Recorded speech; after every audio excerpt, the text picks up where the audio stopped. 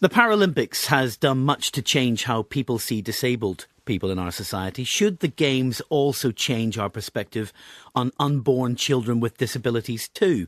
An alliance of pro-life campaigners and religious groups in England is seeking to restrict the 1967 Abortion Act, which currently allows doctors to terminate pregnancies on the grounds of physical abnormality.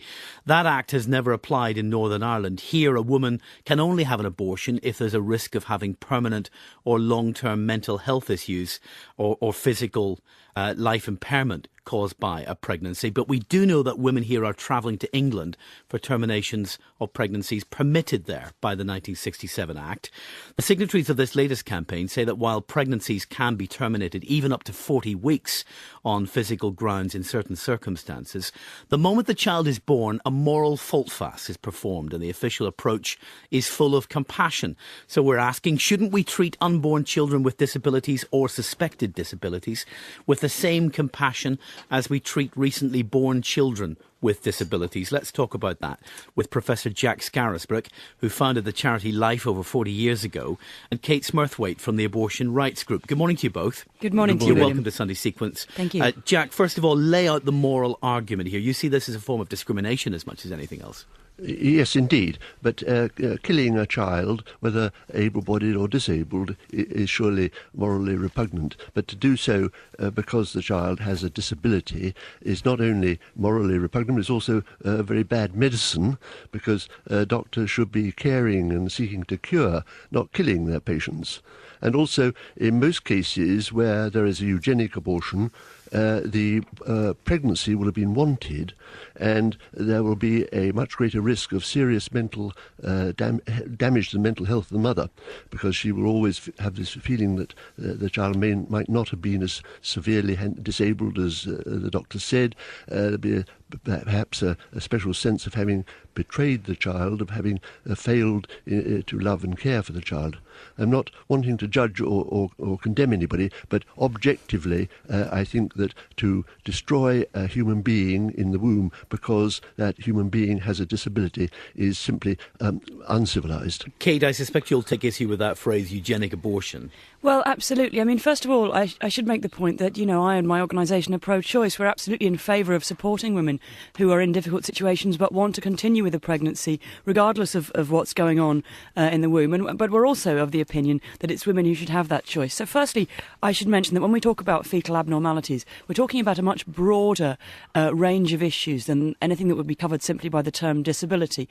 For example, there are conditions which mean that the child almost certainly will be stillborn, almost certainly will have absolutely no chance at a normal or reasonable life. And we also can talk about issues like, for example, Huntington's syndrome, which is it's a condition you can be born completely healthy and normal, but you know that later on in life it's going to give you a really high chance of having then a very painful, long and torturous part of your life and a very painful death ultimately. And so, what we actually find is that abortion is a really important issue for many disabled women around the UK, because they have conditions which they don't want to pass on to the next generation in some cases.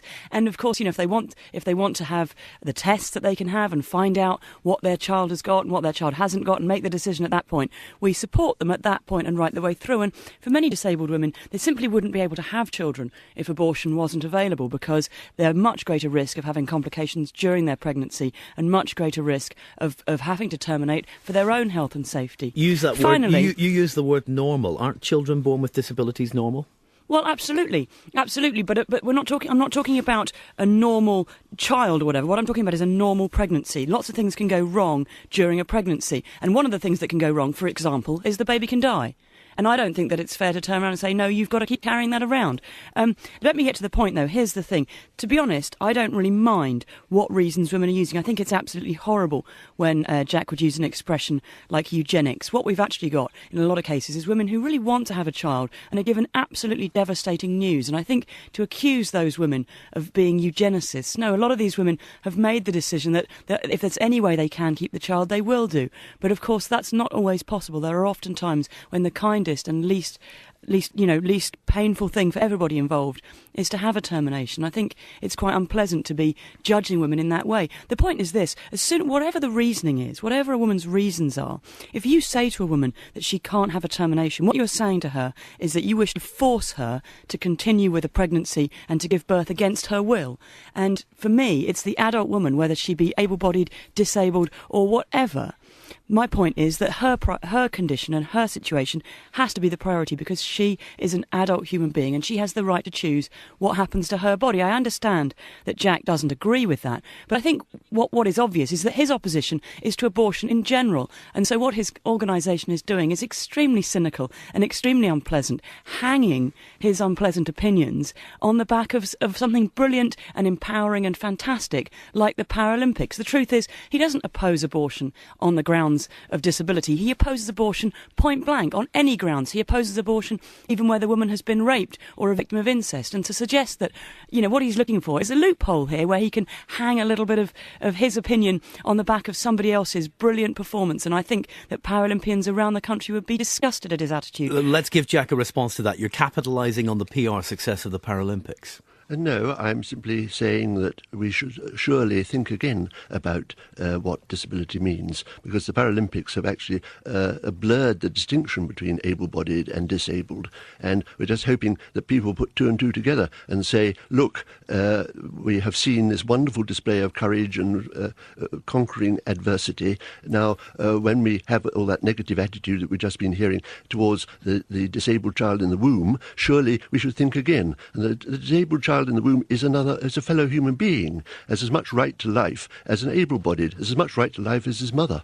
And what I'm against is this discrimination against children, unborn children, and particularly against disabled unborn children. This seems to me incompatible with a civilised society. And I'd like to go on to say, we heard a lot about how difficult it is to cope with a disabled child. Yes, I entirely understand. I didn't say that at all. I didn't use those words once. You're making up words that I didn't say. Please don't answer points I haven't made, Jack. That seems pointless to me. What debate are we having? Don't pretend that I've said things that I haven't said. I didn't say anything about raising a disabled child. Didn't use that expression. Haven't discussed it. If you want to start doing so, but please don't start by putting words into my mouth. I think I should be allowed to continue. Please do. Yeah. Not if you're going to do so by lying, Jack. No, I don't think you should. I would like just to make this point, that we have achieved in England and in Northern Ireland a wonderful development in children's hospices and Zoe's Place baby hospices. And this is the right response, it seems to me, to the challenge of the disabled child. I repeat, that child is as much a human being as anybody else, and it deserves and merits the full compassionate care and love as anybody else does. Can I ask you both a question really to do with the morality of this? Obviously, there are lots of other issues involved, and you're both raising them. But one of the arguments that's used, one of the moral arguments that's used in this debate to defend terminations, Kate, in these grounds of likely disability or fetal abnormality, is that this termination is not just in the best interest of the mother in certain situations, it can be in the best interest of the child as well. There absolutely are situations in which, parents have to make a very difficult decision. We will hear, of course, from Jack about those occasions when inevitably, and it's fantastic that this happens, where doctors have a pretty poor prognosis and the outcome turns out to be better than people had expected. There are, of course, cases where the exact opposite happens. There's a very sad book called, I believe it's called Andrew's Long Goodbye, about a couple who decide to go ahead and continue a pregnancy in spite of having had test results which seem to indicate there's a pretty significant problem, and they then spend 18 months watching a tiny infant on a ventilator and come to regret having not made a braver decision earlier on. But of course, that's their decision, and I'm not against them making their decision. I think it's tragically sad when things go wrong like that. But if I might just make one more point. What is absolutely terrifying is that Jack would suggest that having a termination on the grounds of fetal abnormalities constitutes discriminating against the disabled. There are women out there, of course, who decide to have an abortion because the relationship they're in has recently turned violent. Would he say that, therefore, that's discriminating against children whose parents are violent? Of course not. There are people out there who choose to have a termination because they've just lost their job and they suddenly feel like, I really can't continue with this pregnancy. Is that discriminating against the children of the unemployed? No, none of these things are discrimination. What we're talking about is an adult human being, a woman who should have the right to make the decision about what happens to her own body. In the same way, you shouldn't be able to force someone to donate a kidney. You shouldn't be able to force someone to do anything that they don't want to do against their will. And you shouldn't be able to force someone to remain pregnant and go through the whole 9 months of pregnancy and the whole potentially very traumatic process of birth if she doesn't want to. And all we're saying here is that to say a woman is not allowed to choose on abortion is to say a woman must be forced to be pregnant against her will. And that in itself is a form of eugenics, and a very unpleasant one, and one which I and my organisation will continue to fight, whatever unreasonable sort of red herrings are thrown up by organisations like Jack's. Jack, the word discrimination is obviously a very, very colourful one, very heated one in this debate. Is it useful in this debate to use that kind of language? This is a moral decision that someone makes under very fraught circumstances. They consider the issues involved, they take counselling advice, they make a moral decision. Why describe that as discrimination?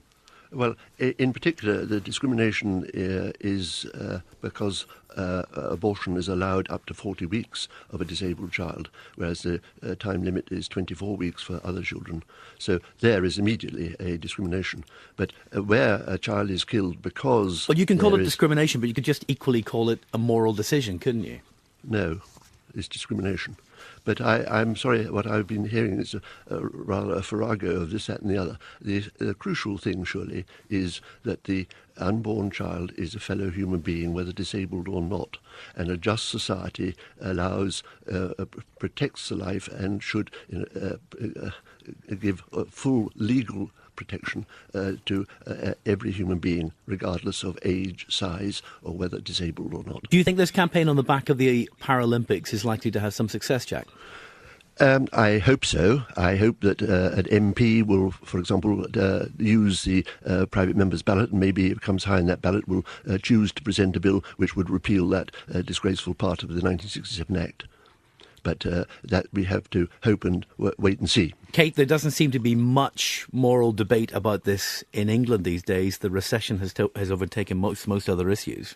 Well, absolutely. This is something which it comes up regularly, and it comes up regularly because there are people like Jack. There's a small minority who have a strong, normally, led by a sort of fundamentalist religious position, a very strong feeling about this, and so it comes up. But the statistics in the UK, across the UK, suggest that about 17% of people are not in favour of a woman's right to choose. So it comes up again and again. But what tends to happen is that again and again it's simply pushed back. And in actual fact, I'd welcome it being raised in Parliament, because what we tend to find happens as soon as one of the small number of anti-choice MPs gets up and makes a statement like this is that, of course, the opportunities arise to add amendments to that kind of thing to actually do something useful when it comes to abortion. And it's fascinating because at the very, very top of the show there you mentioned all the women from the Republic of Ireland and from the north of Ireland who come over to England, Scotland and Wales to access abortion services, and indeed also go to places like Holland and other parts of Europe. And it's absolutely something which we could be addressing. It's absolutely unfair, in my mind, that we call it a national health service, and yet one group of women are entitled to less services than other groups of women. That, to me, is an absolute human rights issue, and I think it's absolutely vital that we get these issues back on the table and start doing what we can to sort that out. Jack, a final brief word from you. Well, I'm sorry, it's a clear issue here. Does a just society kill people who are disabled? I think a just society does not. All abortion is defeatist and negative, but killing a child because it's less than perfect seems to me utterly incompatible with true justice and civilization. Jack, if you're against abortion, can I strongly recommend you don't have one? All right, thank you very much. I'm sorry, Kate. I just don't understand what you're saying. As a man, really, does your opinion matter on this? Why get involved in telling women what to do with their bodies? Isn't that in itself quite offensive, Jack? Well, I'm a human being, and I'm wanting to protect my fellow human beings from being exploited and killed. Well, allow them the right to choose what happens to their own bodies then, and you choose what happens to your body. Who gave them that right? Who gave them that right? Do you really believe people don't have the right to decide what happens to their own bodies? I mean, if so, I think you are a despicable human being, Jack. Now, come on, Kate, we can't allow this kind of language. Honestly, we're having a moral conversation about this. But he's saying that I know, people don't have the human right. You're really not advancing your own argument here. to call him a despicable no, human being? you can't do that. But he says that I don't have the I know, right but to decide there what is an happens important level to of my civil body. debate that we have to do I think justice I'm being to here. very calm No, and that's very civilised uncivil. here. That's very uncivil. Well, you can make a use strong whatever you moral like. argument. You can make Okay, strong, here's what but I'm don't saying. attack him personally. Okay, here's what I'm saying. I'm talking to somebody who believes that I don't have the right to choose what happens to my body. To me, that is someone who opposes basic fundamental human rights. I don't know how else to express that. Well, you're entitled to express it that way. That's that- perfectly fine. Let Jack reply to that. Could I ask you who gave you that right? Where did it come from? What? I mean, what a strange question. Why do I have the right to decide what happens to my no, body? not why. No, where did it come from? Who gave you that right? What do you mean, where does it come from? It comes from the You're fact that it's claiming my the right. body. You're claiming the right. Who gave it to you? Show me the piece of paper on which that right is written. I mean, you believe I don't have the right to decide what happens to my own body. I am Okay, well, that's your opinion, and you're welcome to it. No, please. But that's your opinion. Stop. What gives me the right is because my womb and my body is attached to me. But why does that, How give you the right? Why does that give you the right to kill the child in the womb? It gives me the right to decide what happens gave to you my that body right? because it's my body. Do I have the right to take one of your kidneys? Of course not. Do I have that right? Now, I could save someone's life with one of your kidneys. Do I have the right to come and steal it? No, I don't. Would you kindly focus on my question? This is my question. No, I could I'm asking you the question. I could save someone's life by taking one of your kidneys. No, I don't have to. It's a meaningless question. Who gave me the right? I have the right. It's a very important question. And it's a question we will return to because we often debate the foundations of rights here, whether it's in the Bible or in religious tradition or in human rights culture, but we can't resolve it at this point.